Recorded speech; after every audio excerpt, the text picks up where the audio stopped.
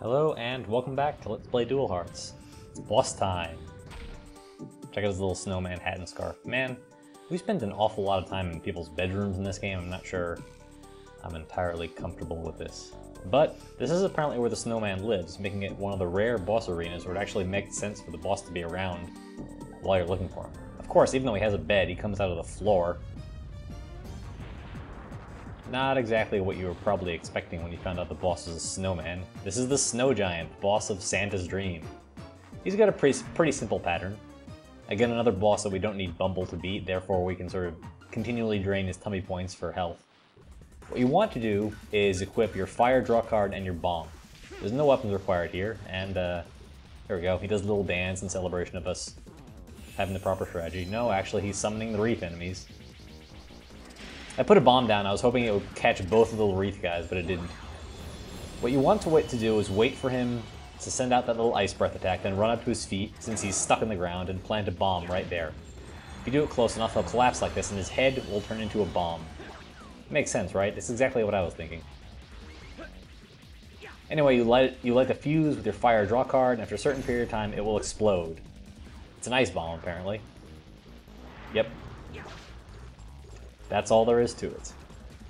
Repeat this about 6 times. As long as you don't move too far away from him, he'll pretty much always do the ice breath first thing. Thus, the only real difficulty in this game, in this boss fight, is not getting hit with the explosion, which only does 1 point of damage. So there's basically no threat of actually getting killed here, especially since, again, you have an extra 27 health points to work with. In order to actually avoid getting hit by the explosion, you basically need to be at the peak of your jump or extremely far away.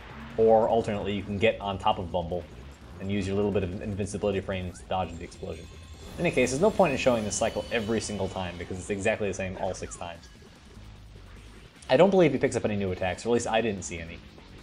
Let's get on Bumble, and this should be it. The 6th explosion, and that's the end of this boss fight.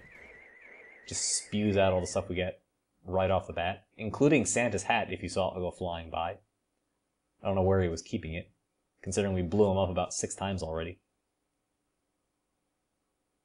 What do you have to say about that? This is actually a subtle clue, the no more snow thing. You'd think that it wouldn't impact very much on the level, since the sheep already took care of the blizzard, but as it turns out. Also, here are the sheep, in case you were wondering where they were, considering they went in ahead of us. They're so happy to see us. That's pretty rare for sheep, actually. Usually bossing us around all the time. 1 sheep, 2 sheep. Oh, the snowman's got a little calendar. Man, he's got a whole life up here, and we just blew him to bits repeatedly. I wonder if the pink ones are supposed to be girls and the blue ones are supposed to be boys. It's a little unclear. The big one is definitely the mother. Bumble dance. Boing, boing. Alright, let's see what new ability we get. Can we fly yet? Because that would be awesome. Alright! Woohoo! I'm excited about this. Nope, it's an upgrade to his breath attack. This will come up a little bit later, and of course we also pick up Santa's hat. He doesn't really have the hat in the dream either. I'm pretty sure you could just give it to him in the dream and that would do well enough. Check out the creepy start to this music. It's kind of weird. The actual music is lovely. Put the sword back on so we can refill Bumble's tummy points, although it's probably not really necessary considering we're about to get a tummy up. Our HP up, our tummy up, our prizes for beating a boss. This is true for any boss in the game, for the most part, not just the key bosses. And the purple key, our 6th out of 9. Which means we're, since we started with 2, more than halfway there, in theory. Let's get out of here. Sheep are creeping me out. In actuality, remember that both Stompy and Bumble said that since the snowman is dead, the blizzard should have abated and the snow should be gone from Santa's Dream.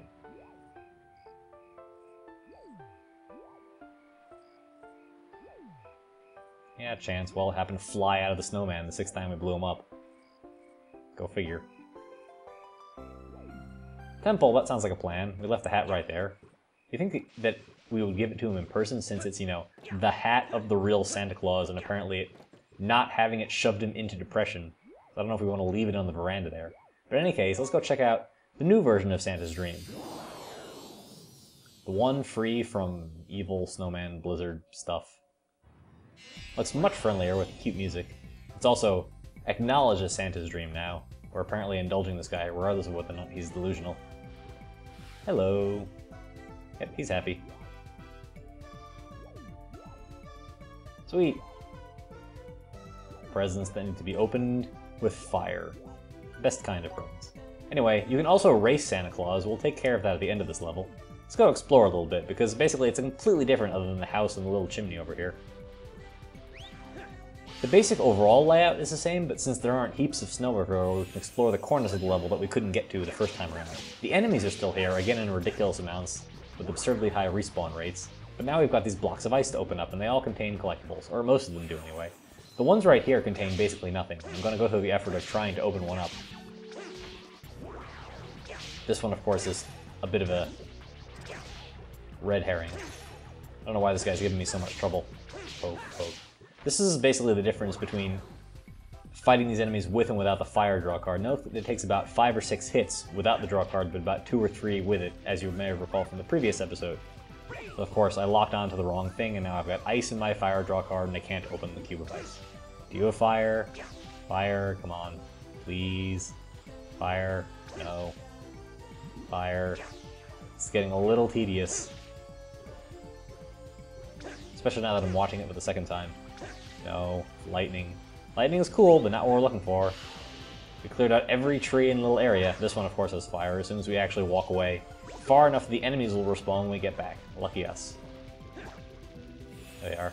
Anyway, I guess this will very easily show off the difference in our combat strength when we're using an elemental attack the enemies are weak against. It only takes 2 hits. Anyway, we can also explore this river, which is frozen over in the previous version of the dreams. Let's go check it out. Again, I'm going to speed this up because there's not too much to see here. We can use Tumble's upgraded breath attack to blow up these rocks. You notice it's a little branching path over to the side that I'll take care of a little bit later. Pick up all these rings. There's a couple of really important items to pick up down here, one of which I haven't found yet. We'll go in there later. There's Tummy Up right here, which takes me forever to find because a little bit of drift every time you actually input a command, a directional command. River. Let's go to the end. Notice this is incredibly aggravating how the camera shoots up and down as you're trying to sort of paddle with Bumble. Anyway, what we want is in this rock here at the edge. We breathe in the rock and we get a different rock, a cubed rock. Apparently we were kleptomaniac enough to know that would be important to pick up. Let's pick up these 2 rings. There's a little clearing out here. Let's see what it is. Actually, no. It's the edge of the level. Oops. Anyway, it's a teleport over to somewhere where we can explore a little bit more. Let's check out the snowman's lair, or the area around it in any case. We go up here to this little ledge. Obviously we can explore much more of this area than we used to be able to. We can find these 4 buttons, and this should be familiar from Florence's dream. We push them all when the circle is on top of them, and we'll get some kind of prize. I always feel like when I'm watching these that I'm hitting it right at the edge of when it would change. Like my timing is just barely short of being completely wrong every time. This one, steal yourself, there we go. Oh, right, got that one. Okay, and gold Decimon. Nice. It's pretty high on the collectible hierarchy. 20 in total, 30 more before we get the Mystic Hammer, whatever that is. Pick a few more rings. And there's a sheep over there. I wonder what he has to say. I'll go talk to him a little bit.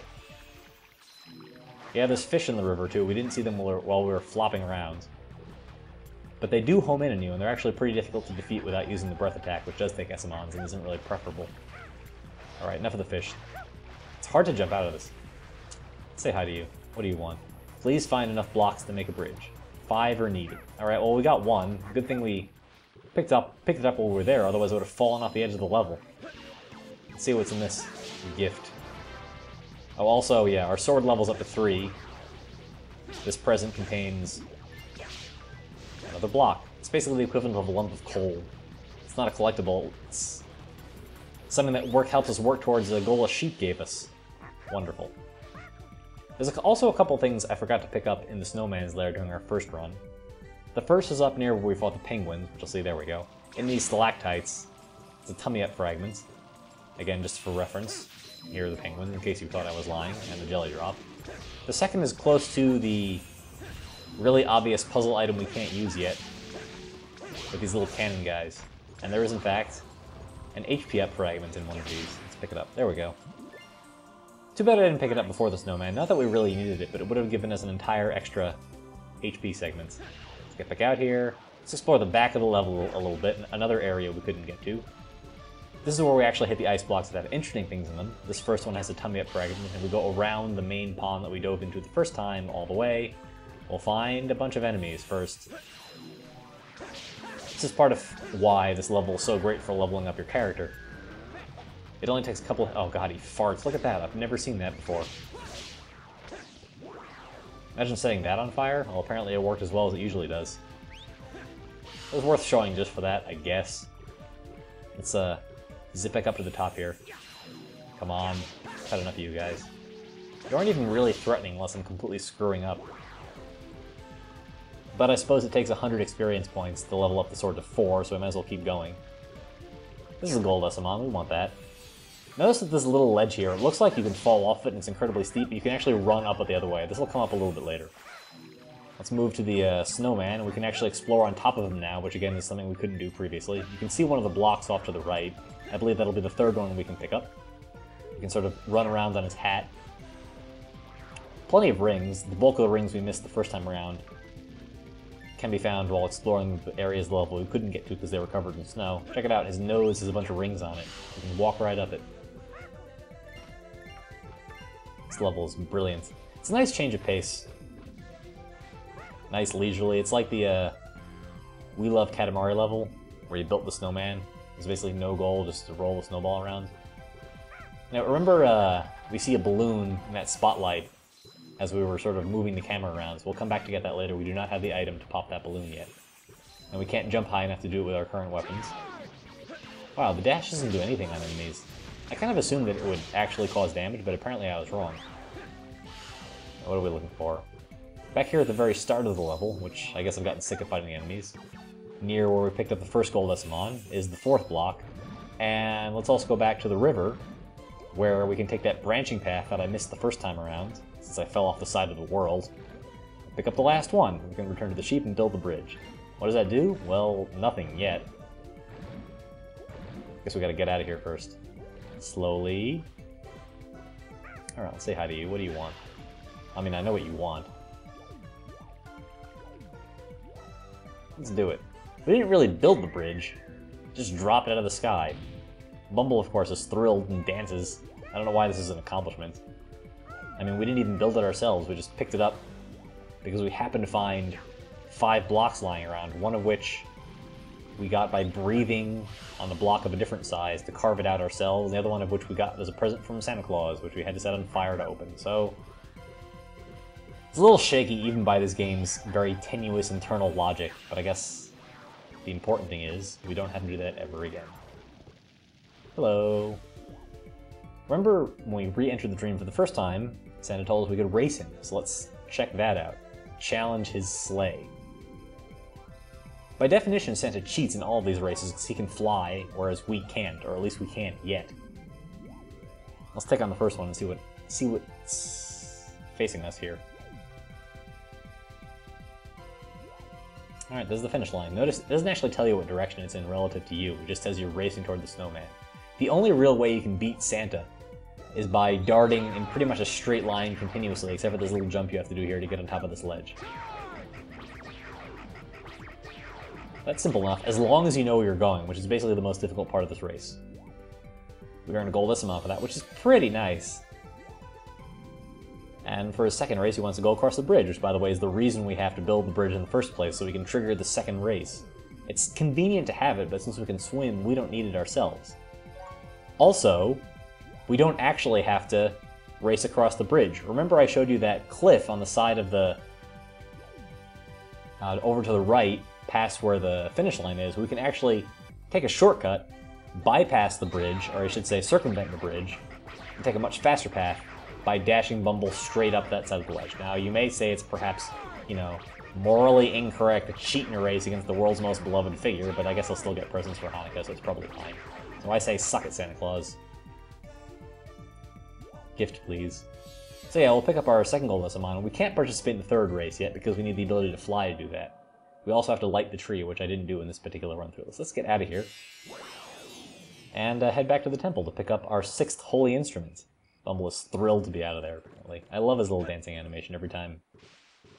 As long as I'm not doing anything important, that feels like he should be helping me. Hello! Who are you? You're awake, I don't care about you. It's that guy who washed up at shore.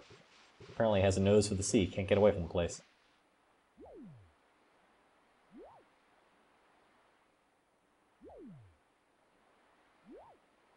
How nice of you to tell us where you'll be sleeping.